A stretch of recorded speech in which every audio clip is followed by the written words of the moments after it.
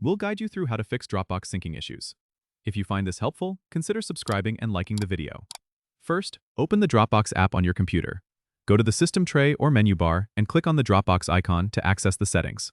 Once you're in the Dropbox settings, click on the gear icon or the settings button, then select Preferences from the drop-down menu. Next, go to the Account tab and ensure that you're signed in with the correct account.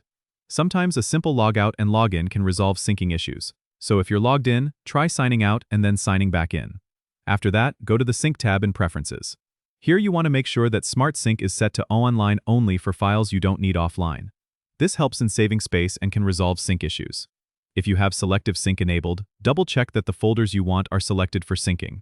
Make sure your internet connection is stable because Dropbox needs a reliable connection to sync properly.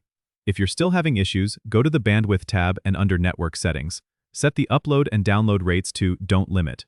This ensures Dropbox has the full bandwidth it needs to sync. Lastly, check for any updates by going back to the Settings gear icon and selecting Check for Updates. Keeping Dropbox up to date can solve many sync issues as updates often include fixes for known problems. Don't forget to subscribe and comment if this helped you out.